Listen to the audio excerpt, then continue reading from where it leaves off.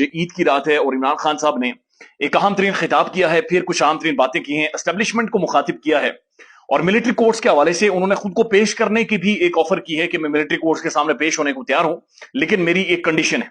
एक कंडीशन इमरान खान ने military courts के हवाले से रख दी है और लेट्स सी कि अब इमरान खान का अगर मिलिट्री कोर्ट्स में ट्रायल होता है तो फिर इमरान खान की इस कंडीशन को, इस शर्त को माना जाएगा या नहीं माना जाएगा।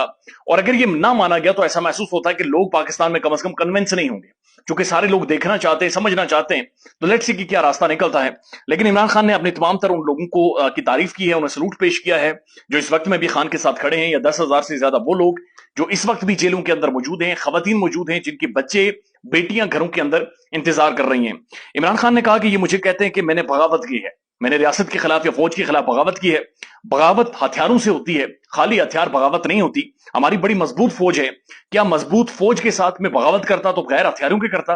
क्योंकि तहरीक इंसाफ के जितने भी लोगों ने प्रोटेस्ट किया है उनके पास कोई भी बंदूक नहीं थी, कोई भी असलाहा नहीं था, कोई भी आतिशज़दा मवाद नहीं था। जब ये सारा मवाद नहीं था तो इमरान खान ये पूछ रहे हैं कि फिर बगावत कैसी थी?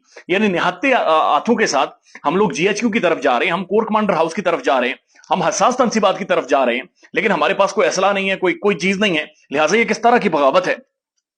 वो कहते हैं बुनियादी तौर पर इस मुल्क में जो ताकतवर है, वो जो फैसले करता है वही इस मुल्क में होता है। इमरान रियाज खान अभी भी गायब है और उसके बारे में किसी को इल्म नहीं है, उसके बीवी बच्चे वालिदैन इंतजार कर रहे हैं।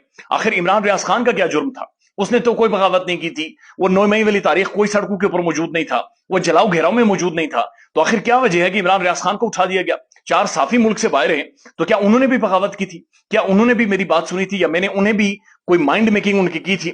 एक साफी है जो 50 साल सहाफत कर चुका है और वो अब कह रहा है कि मैंने सहाफत के ऊपर बात ही नहीं करनी, पॉलिटिक्स के ऊपर बात ही नहीं करनी। और ये इशारा यकीनी तौर पर हारून रशीद साहब के ऊपर था, जिनके ऊपर दबाव है, शदीद दबाव है। यानी मैंने उनका इंटरव्यू करना था, मुझे याद है, और मैंने उन्हें अप्रोच किया। पहले तो उन्होंने फोन नहीं उठाया, लेकिन उसके बाद उन्होंने एक मैसेज कन्वे किया किसी और के जरिए कि मैं इस वक्त बिल्कुल बात नहीं कर सकता और हालात ऐसे हैं कि मैं अपना वीलॉग भी नहीं करना चाह रहा, लिहाजा मैं किसी भी तरह से सियासत के ऊपर बात नहीं करूंगा। और उसके बाद हारून साहब ने खुलकर आकर कहा कि मैं पॉलिटिक्स के ऊपर बातचीत नहीं करूंगा। ये सिर्फ तहरीक इंसाफ को खत्म करना चाहते हैं। ये समझे थे कि ये बर्गर पार्टी है, ये मम्मी डैडीज हैं, ये इंग्लिश स्पीकिंग चाइल्ड्स हैं जो एक्चुअली करके जो जाली अंग्रेजियों में बातचीत करते हैं, गुफ्तगू करते हैं। यानी ऐसा ही गुमान था कि तहरीक इंसाफ की जो असल में फॉलोअर्स हैं वो एक फैन क्लब है, जो अंग्रेजी बड़ी अच्छी बोलता है, जो बरतानिया से या मुस्लिम ममालिक से आया हुआ, जो एलीट स्कूल से पढ़ा हुआ है। लेकिन जितनी मार तहरीक इंसाफ की इन्हीं लोगों ने, इन्हीं बर्गरों ने, इन्हीं इंग्लिश स्पीकिंग या फिर पढ़े लिखे लोगों ने खाई है, शायद ही पाकिस्तान की तारीख में किसी पॉलिटिकल पार्टी ने इतने बैत, इतने डंडे, इतनी नागिन की रगड़ी गई हो, इतने लोग ये गिरफ्तार हुए हों और इतनी मार धाड़ किसी पॉलिटिकल पार्टी के साथ हुई है जितनी तहरीक इंसाफ के साथ हुई है। और यही मम्मी डैडी और यही बर्गर इनके लिए बाजाब बन गए हैं, क्योंकि वो हार मान नहीं रहे, पीछे हट नहीं रहे, मार मार के मारने वाले थक गए हैं, उनकी तबाही निकल गई है, लेकिन ये हटने को तैयार नहीं है। अब इमरान खान ने, ये इनकी तकरीर का जो अहम तरीन पोर्शन था वो बड़ा इंटरेस्टिंग था। इमरान खान ने कहा कि ओके, मैं मिलिट्री कोर्ट्स में मुझे ले जाए, मैं तैयार हूं, चलते हैं मिलिट्री कोर्ट्स में, आप मुझे वहां पर ट्रायल करना चाहते हैं करें, लेकिन मिलिट्री कोर्ट्स के अंदर जो भी ट्रायल होगा वो टेलीवाइज होना चाहिए, यानी वो टीवी पर जाना चाहिए और पूरा पाकिस्तान देखे कि असल में बगावत किसने की थी। मुझे मौका दिया जाए कि मैं तमाम तर एविडेंस वहां पर पेश करूं मिलिट्री कोर्ट्स में, आप भी अपना एविडेंस लेकर आए, लेकिन वो टीवी पर चले, बंद ट्रायल नहीं होना चाहिए, खुलकर ट्रायल हो ताकि सबको पता चले। दुबई में ये जो डाकू बैठे हुए हैं, इनके बारे में एस्टेब्लिशमेंट मुझे बताती रही कि ये सारे चोर हैं, डाकू हैं, और फाइलें दिखाते रहे। और एंकर इमरान रियाज खान ये बाकायदा से खुद भी अपनी तकारीर में कह चुके हैं कि इमरान रियाज खान को, समीर इब्राहिम साहब को, अरशद शरीफ साहब को, मुख्तलिफ साफी, मोहित पीरजादा साहब को, इनको बुलाकर फाइलें पढ़ाई जाती थी। इमरान रियाज खान ये कहते हैं हमें पढ़ाते थे, पढ़ाया जाता था कि जनाब ये कितने बड़े चोर और कितने बड़े डाकू हैं। उन्होंने कहा कि ये सारे वो लोग हैं जो दुबई के अंदर बैठे हुए हैं, इन्होंने पाकिस्तानी फौज को बदनाम किया है। इस वक्त बादशाह सलामत कंट्रोल करना चाहते हैं और वो कंट्रोल इस तरह से करेंगे कि थोड़ा सा इक़्तिदार इसे दे दिया, थोड़ा सा इसे दे दिया, थोड़ा सा इसे दे दिया। दिस इज हाउ एक पॉलिटिकल कंट्रोल बादशाह सलामत बनाना चाहते हैं। और इसलिए बार बार कोशिश की जा रही है कि इन सबको, या जिन जो दुबई के बाहर बैठे हुए मुल्क में, पीटीआई को तोड़कर इन्हें इक़्तिदार दिया जाए। उन्होंने कहा कि सोशल मीडिया के बारे में कहते हैं कि जनाब सोशल मीडिया कंट्रोल नहीं हो रहा, सोशल मीडिया असल में अवाम की आजाद है, आवाज है। फिर साथ साथ उन्होंने कहा कि 10,000 के करीब मेरे लोग गिरफ्तार हैं, ताकत वाला जो मर्जी चाहता है करता है इस मुल्क में। और मैं सलूट पेश करता हूं तमाम तर पॉलिटिकल लीडर्स को जो इस वक्त मेरे साथ खड़े हैं। आईएसपीआर की प्रेस कॉन्फ्रेंस में भी सवाल पूछा गया और उनसे यह पूछा गया कि सारे जो पार्टी छोड़ देता है वो पवित्र हो जाता है, वो यानी कि दूध और शहद से धुला हुआ होता है, वो अमृत पीकर आता है और उसके साथ कोई मसला नहीं होता, लेकिन जो प्रेस कॉन्फ्रेंस नहीं करता वो असल मसाइल की जड़ बन जाता है।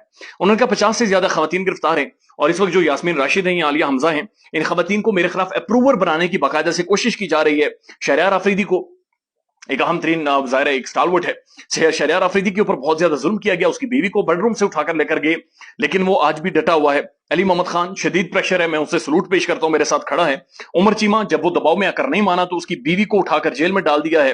16 لوگ شہید ہوئے ہیں، لیکن ان شہیدوں کا کسی نے نام نہیں لیا۔ اب یہ اہم ترین نقطہ ہے کہ جہاں پر عمران خان یہ کہہ رہے ہیں کہ جو 9 مئی تھی اس دن 16 لوگوں کو گولیاں ماری گئی اور سیدھا شوٹ کیا گیا، یعنی کہ 16 لوگ جو پروٹیسٹ کر رہے تھے، جو سڑکوں کے اوپر موجود تھے، انہیں ڈائریکٹ گولیاں ماری گئی اور اس کے اوپر کوئی سنوائی نہیں ہوئی، کوئی جوڈیشل انکوائری نہیں بیٹھی، اس کے اوپر کوئی ڈیبیٹ نہیں ہوئی، ڈسکشن نہیں ہوئی، بلکہ میڈیا نے بھی رپورٹ نہیں کیا کہ 16 لوگوں کو گولیاں لگی ہوئی ہیں، ان کا 16 لوگوں کو شہید کر دیا، کوئی بھی ان کا نام نہیں لیتا، ابھی تک کوئی انویسٹیگیشن نہیں ہوتی۔